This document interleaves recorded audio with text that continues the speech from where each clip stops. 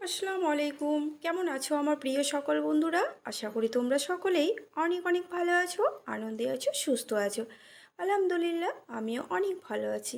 আমার সকল বন্ধুদের জন্য রইল অসংখ্য ধন্যবাদ, অনেক অনেক ভালোবাসা ও শুভকামনা। আজকে আমি তোমাদের সঙ্গে শেয়ার করতে চলেছি একেবারে ইউনিক একটা রেসিপি, যেটা একেবারে দুর্দান্ত স্বাদ। তো আজকে আমি তোমাদের সঙ্গে শেয়ার করব টমেটো পকোড়া। মাত্র একটি ডিম দিয়ে কিভাবে এই দুর্দান্ত স্বাদের টমেটো পকোড়া আমি বানিয়ে ফেলি খুব সহজে। তো তোমরা চাইলে কিন্তু এভাবে বানিয়ে দেখতে পারো, অবশ্যই ভালো লাগবে। তো তার জন্য কি স্কিপ না করে পুরো ভিডিওটির সঙ্গে থাকো আর দেখতে থাকো এই দুর্দান্ত স্বাদের টমেটো পকোড়া আমি কিভাবে বানিয়ে থাকি। তার জন্য কিন্তু আমি এখানে প্রথমেই দেখো পরিমাণ মতো বেসন নিয়ে নিয়েছি। এখানে এবারে আমি দিয়ে দেব স্বাদ মতো লবণ। স্বাদ মতো লবণ দিয়ে দিলাম। তারপর দিয়ে দেব একটা ডিম। তো এখানে আমি একটা ডিম দিয়ে দিলাম। আমি আমার প্রয়োজন মতো নিয়েছি, তোমরা তোমাদের প্রয়োজন মতো নিয়ে নেবে। তারপর এটাকে আমি ভালোভাবে হাতের সাহায্যে মেখে নেব। এখন কিন্তু আমি কোনো জল ব্যবহার করব না, কারণ ডিম দেওয়াতে তখন অনেকটাই পাতলা হয়ে যাবে। তো ডিমটা দিয়ে আমি প্রথমে মেখে নেব, তার ঘনত্বটা বুঝে নেব। তারপর দেখো এখানে আমি অল্প অল্প করে জল দিয়ে দিচ্ছি, কারণ ব্যাটারটাকে একটু পাতলা করতে হবে। প্রথমেই জল দিয়ে দিলে কিন্তু ব্যাটারটা পাতলা হয়ে যাবে, সেই কারণে আমি আগে ডিমটা দিয়ে দিলাম, তারপরে কিন্তু অল্প অল্প পরিমাণে জল দিয়ে দিচ্ছি আর মেখে নিচ্ছি।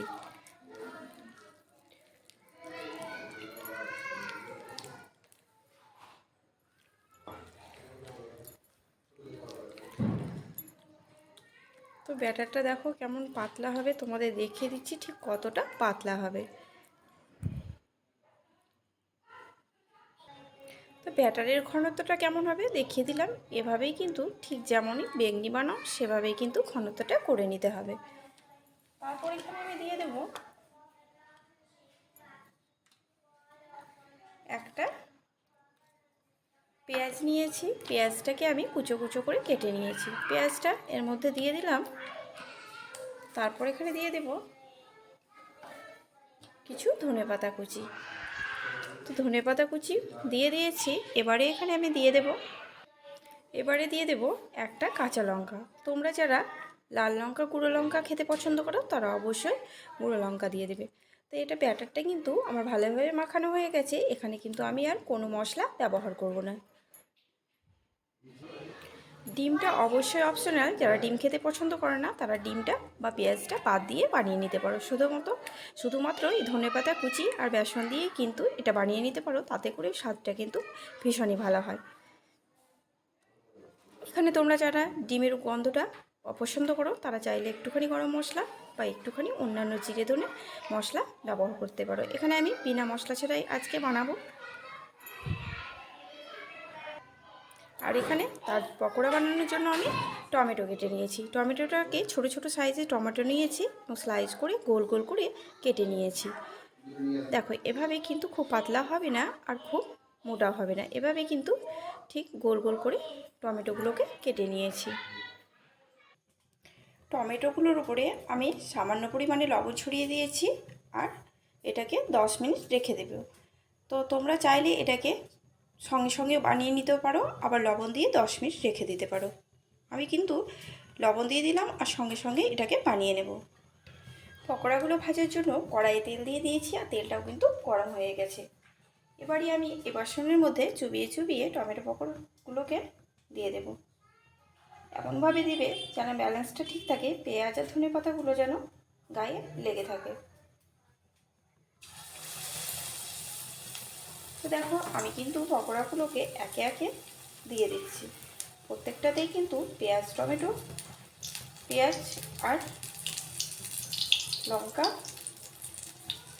সব কিছুই যেন সুন্দরভাবে থাকে, এভাবে কিন্তু আমি এখন সব পকোড়াগুলোকে একে একে দিয়ে দিচ্ছি।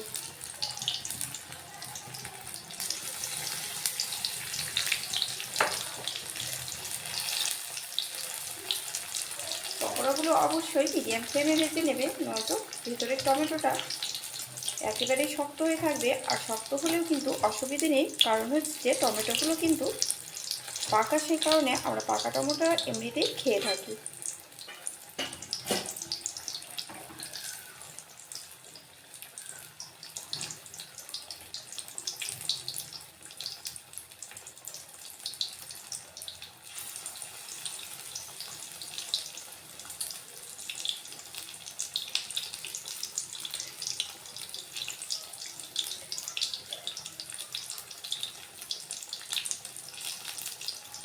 তো এখানে কিন্তু আমি অনেকগুলো পকোড়াই একসঙ্গে দিয়ে দিলাম।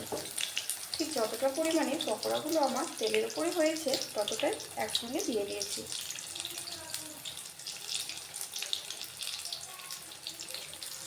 এবারে আমি পকোড়াগুলোকে ধীরে ধীরে একটা পিঠ হয়ে গেলে আর একটা পিঠের জন্য উল্টিয়ে দিচ্ছি। তো পকোড়াগুলোকে কিন্তু এভাবে আমি উল্টিয়ে দেব।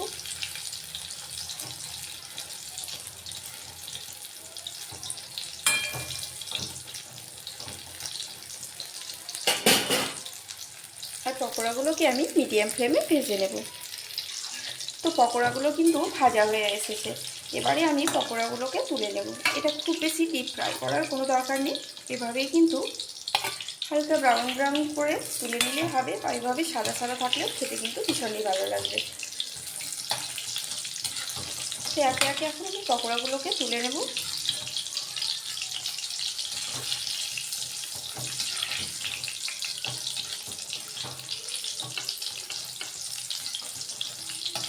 তো দেখো পকোড়াগুলোর কালার কিন্তু মাশাআল্লাহ এত সুন্দর হয়েছে, দেখেই কিন্তু ভীষণই লোভ লাগছে আর কি। তো দেখতে কিন্তু ভীষণই লোভনীয় হয়েছে। তো চলো পকোড়াগুলোকে আমি এখন তুলে নিলাম। আর বাকি পকোড়াগুলোকে কিন্তু একইভাবে ভেজে নেব।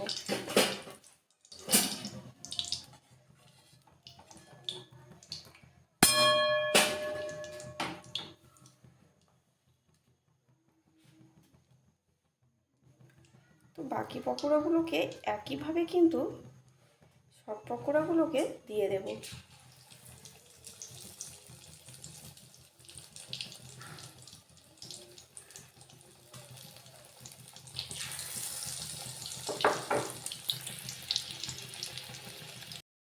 আলহামদুলিল্লাহ আমার সব পকোড়াগুলো কিন্তু রেডি হয়ে গেছে। মাশাআল্লাহ দেখতে কিন্তু অসম্ভব সুন্দর হয়েছে দেখো। আর এটা খেতে কিন্তু দারুণই লোভনীয় হয়। তো তোমরা এই পাকা টমেটো দিয়ে মাত্র একটি ডিম দিয়ে খুব সহজেই বানিয়ে নিতে পারো দুর্দান্ত স্বাদের এই পকোড়াগুলো কিন্তু ভীষণই কড়কড়ে হয়েছে আর খেতে কিন্তু অনেকই টেস্টি হয়। তো তোমরা দেখলে আমি খুব সহজে একেবারে অল্প উপকরণ দিয়ে বানিয়ে ফেললাম টমেটো পকোড়া। তোমরা কিন্তু সন্ধ্যার সময় চায়ের আড্ডায় এভাবে বানিয়ে ফেলতে পারো টমেটো পকোড়া। তো তোমাদের নতুন রেসিপিটি কেমন লাগলো তোমরা কিন্তু কমেন্ট বক্সে অবশ্যই জানাতে ভুলো না। ভালো লাগলে আমার চ্যানেলটিকে ছোট্ট একটি লাইক, শেয়ার, কমেন্ট ও সাবস্ক্রাইব করে আমার পাশে থেকো। দেখা হচ্ছে তোমাদের সঙ্গে নেক্সট রেসিপিতে। সবাই অনেক অনেক ভালো থেকো, সুস্থ থেকো। আল্লাহ হাফেজ।